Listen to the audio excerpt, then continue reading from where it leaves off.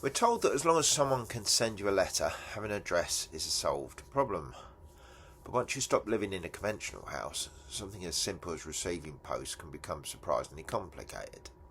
Banks want one address, government departments want another, and some services won't accept either.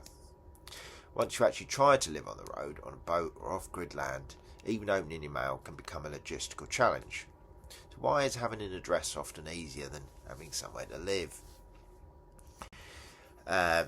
So we're on part 16 video series in chapter 2, getting an address, postal service and identification. And today we're going to start with mail forwarding services. Another option for people living on the road is to use a mail forwarding or virtual address service. These companies provide you with a fixed postal address where your mail can be received on your behalf. Once the mail arrives, it can either be forwarded to another address, held for collection, or opened and scanned so that you can read it online. Cool. Suddenly pissing down out here. I don't know if you can hear that in the background. This can provide a stable point of contact when dealing with banks, insurance companies, government departments, or other organisations that require a postal address. Some services used in the UK include UK Postbox, which provides a UK mailing service and offers options to scan, store or forward your mail, and Scan My Post, which is another service designed for people who travel frequently and need digital access to their post. When using these services, your mail is typically scanned and uploaded to an online account, allowing you to view important documents wherever you are. Physical mail can also be forwarded to a location of your choice if needed.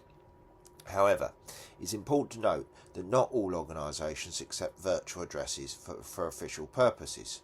Some banks, financial institutions and government bodies may require a residential address rather than a mail-in address. Because of this, many people living on the road still use a friend or family member's address for certain official registrations, while relying on mail forwarding service for day-to-day correspondence. Costs vary depending on the provider and the level of service required, usually involving a monthly subscription plus postage charges for forwarding items. For people who travel frequently or spend long periods away from a single location, these services can be a useful way to stay connected to the postal system. Community network addresses. In some areas, traveller networks, informal communities or established sites have arrangements that help people deal with postal addresses. Long-standing communities sometimes develop practical solutions such as shared mailing posts, trusted contacts who receive post for several people, or informal systems for forwarding mail.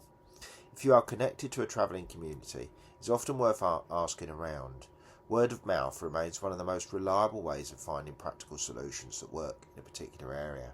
Fellow travellers, site residents or community organisers may already know of local options or have suggestions based on their own experience. As with many aspects of life on the road, community knowledge can often provide answers that are not immediately obvious through official channels. So we'll now look at PO Box or Poste Restante. Poste Restante. Poste Restante, a long-standing service operated by Royal Mail that allows mail to be sent to a specific post office for collection. Instead of being delivered to a residential address, your post is held at the chosen post office until you collect it in person. To use this service, the sender addresses the mail to your name, followed by Poste Restante, the name of the post office and the town or postcode.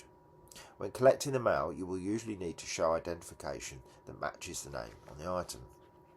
Royal Mail normally holds Poste Restante items for a limited period, typically around 2 weeks, although practices can vary between post offices.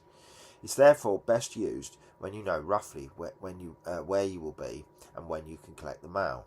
Not every post office offers the service, so it's advisable to check with the branch in advance.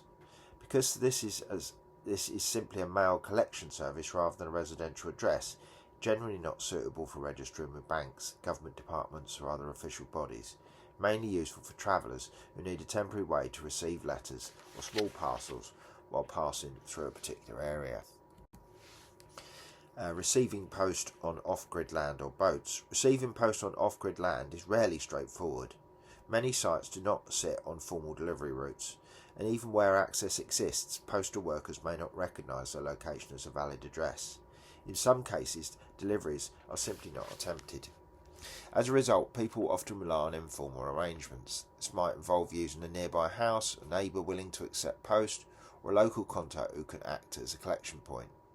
In other situations, arrangements are made directly with the local post worker, although this tends to depend on the personal relationship rather than any formal system. I'll talk specifically about that in the next section.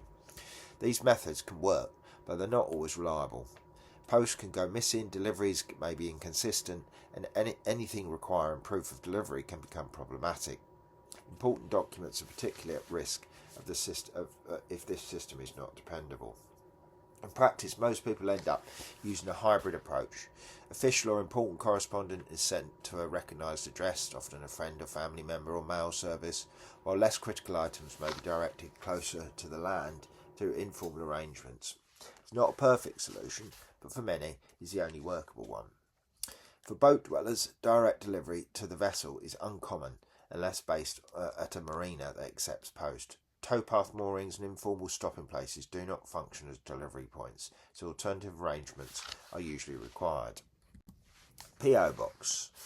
Another option is to rent a P.O. Box from the Royal Mail. This provides a fixed postal address where your mail is delivered and held for collection. A P.O. Box can offer a stable mailing address and may be useful for receiving regular correspondence, particularly if you move around frequently. However, it does not function as a residential address. Many banks, financial institutions, government services require a residential address for identification or regulatory reasons, so a P.O. Box alone may not satisfy those requirements.